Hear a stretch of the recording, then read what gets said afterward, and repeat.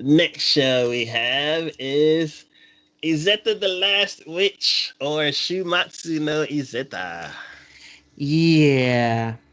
I don't know. I watched one Oh episode of no. this Is this one of those because shows that you regret that we talked about? kind of. Okay. I don't know. I don't think I will watch more. It was it had an intriguing premise to it. Because it had the one of the things I like about some animes is the either way of being able to blend like contemporary real stuff with the idea of like mysticism, magic, and like you're blending. It's almost like that steampunk kind of thing where like you're going in different directions, different things, different, yeah, but you're blending so many eras with each other, and usually you get a really interesting combo going with that. And it does do that here because they have, I mean, there's a war going on. There's this um country that's trying to just it's almost like I think in the World War II era, because it's almost like the Europe and you're going through and they're you have the Germany's coming through and taking everything out, and now you have this one small country, almost city state kind of thing, who in defiance is going to be the one to stand and say we're not going to let you pass. And in the midst of all of their defeat, because they can't take the overwhelming power coming at them, they come upon a witch, and a really powerful one who in the past, in a smaller sense, has helped and protect the country. And I don't know, it's like it was really cool how it all came together and everything. I think it's the characters themselves that to me seemed kind of off and a little weird. And they have this whole thing where like apparently I'm just gonna say Nazis essentially. Nazis were that's the only thing I can really think about as far as like World War II. Anyways, I'm gonna say it. No, I'm just gonna say it. Anyways, they end up finding, I guess, the witch, and they captured her and they had her in like a cryo chamber of sorts. So she was asleep. And during a escape and a lot of things going on, part of the latch on her boxes, comes loose. And then during transport of the princess of the country who gets captured, who's on the same airplane as the capsule, it's like one of those anticipations. You're like, this is going to happen.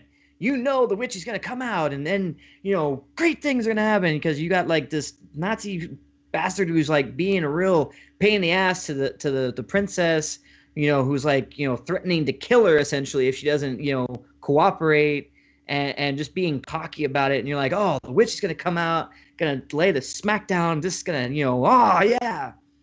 And you realize that there was like they show this like brief back history where like the princess actually ended up finding the witch when she was really young, and they kind of had a brief kind of encounter with each other. So you're like, oh, there's like history there. She's gonna see what's happening. This is all gonna happen, and then like it happens, and the airplane that they're being transported in, like because of like the release of the witch and her awakening, like it blows up. And so the princess is falling, all the Nazis are falling. We don't give a shit about them. They're just going to die. But you're like, okay, princess is falling, witch is falling. She ends up, it's kind of cool in a sense because she ends up grabbing like this big rifle and uses it as a broom. Just makeshift, like, oh, this is just going to happen. You're like, oh, okay, cool, whatever. But then like she ends up catching the princess before she falls, and then all of a sudden, like the way they that you have that close moment, and all of a sudden you're like, because all of a sudden it's like it goes from being, oh, rescuer, here's a witch gonna right wrongs, do all the good deeds and whatnot, and then it almost seems like there's all of a sudden like this whole close like romantic thing because they're like arms in arms with each other, and she's just like princess, and I'm like, whoa, where did we come from with this? No, this was not part of the no. Yeah. What did you but and she went right along with it too, and I'm like, oh no.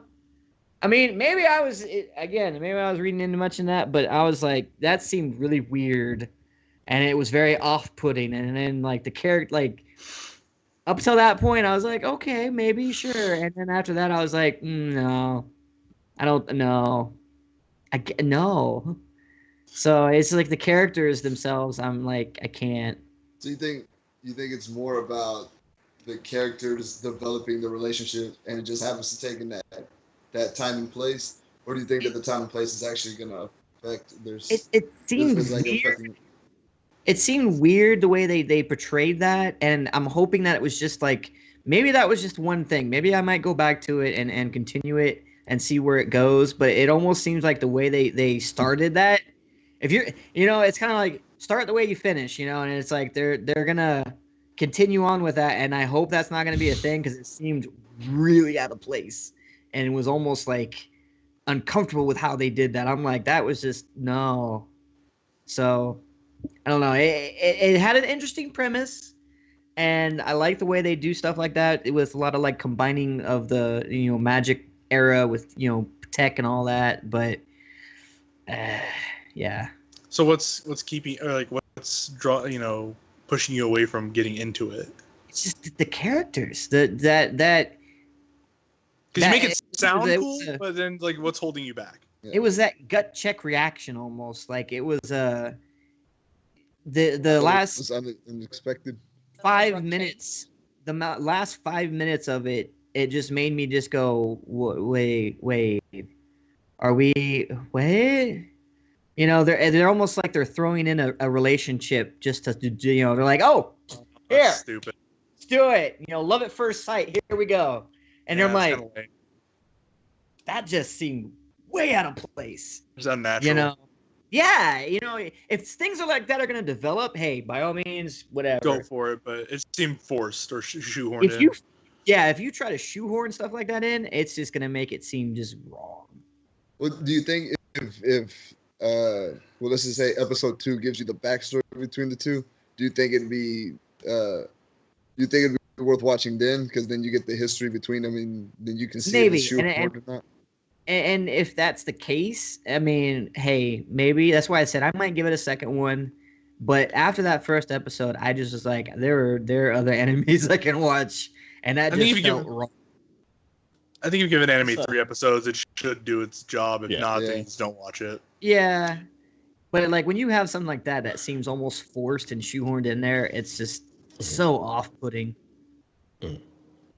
So, I watched the first episode of this one as well, and what did you think about that? I didn't really catch all of that.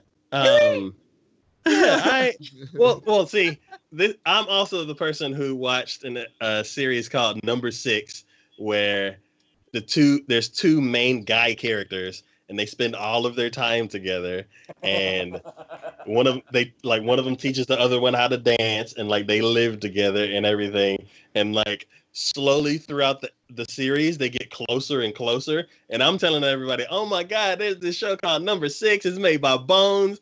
It is awesome, and I'm telling everybody what's happening, and they're like, you sure that isn't a yaoi? Like a 2 guys kind of show? And I'm like, no, they're like running from, like, there's this city, and like they're on the outskirts, and they're trying to get back in to save his sister, and like both of them are like saving each other, and they're like fighting against the people, and I'm like, it's now really, they're really cool. Out.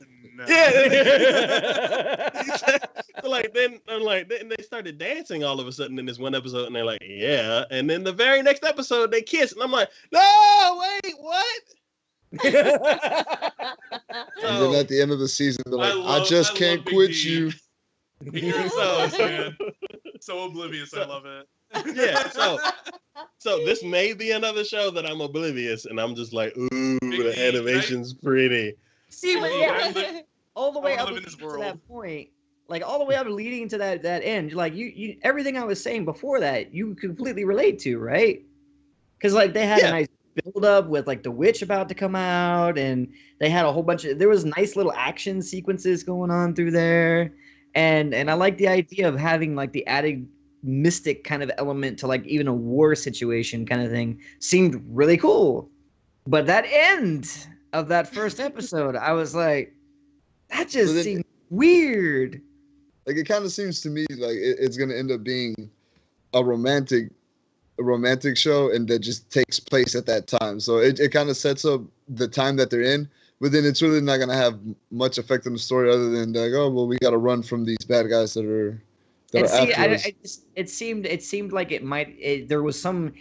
If they were to like throw that romantic idea in there and it stuck, I'm like, y'all just that messed up the whole thing. If you didn't have that, kind of undermines the title too, a little bit.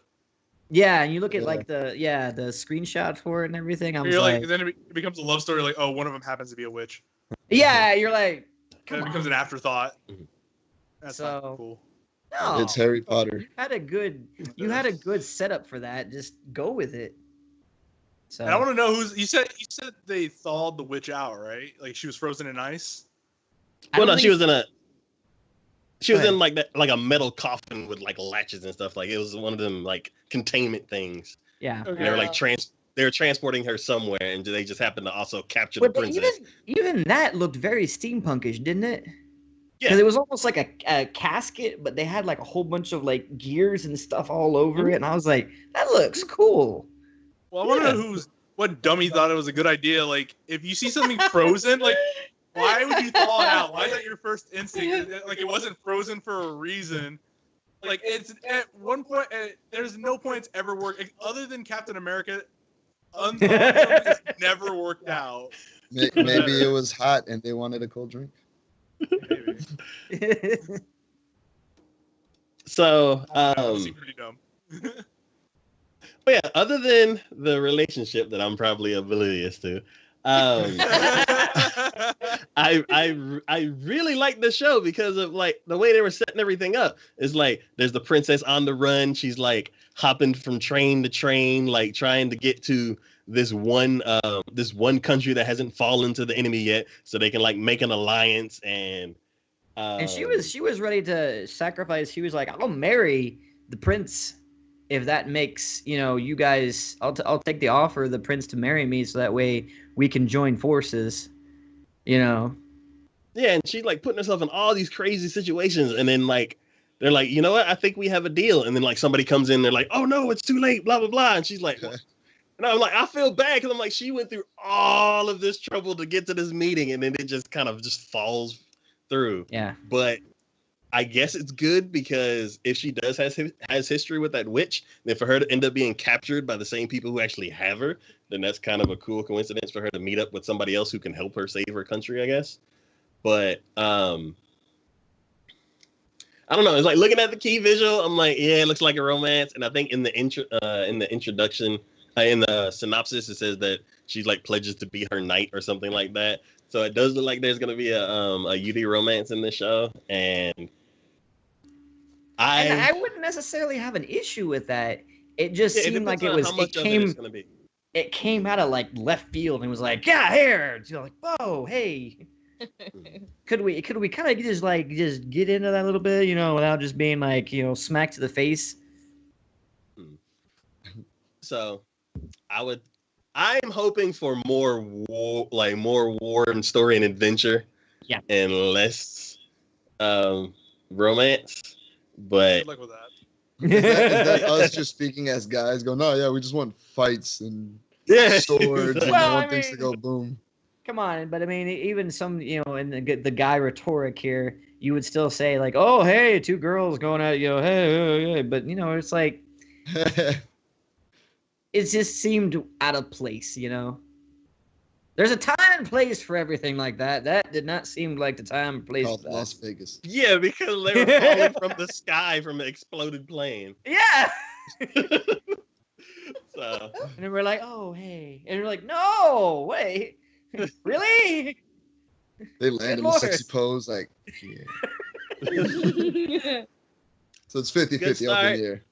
Yeah, Yeah. good start. Has a bunch of red flags on it, but I Yeah. would say check it out. The animation is gorgeous. So It is. if you I like how they kind of play up a little bit that she's like kind of doing it for the acclaim of everyone to follow and like her, essentially, when Yes. the transfer student is basically just doing it for the acknowledgement of her peers.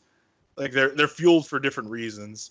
And Yeah, like she does it for the passion of the sport, and the other girl does it because I'm good at it and everybody likes me. That's the thing that I got from the first episode is that it's not tied together, so it kind of gives them like they didn't establish anything, so it kind of leaves that hole open. Like, oh, where's it going to go into the next episode? How is it that they're going to establish everything? How are they going to tie everything together? I mean,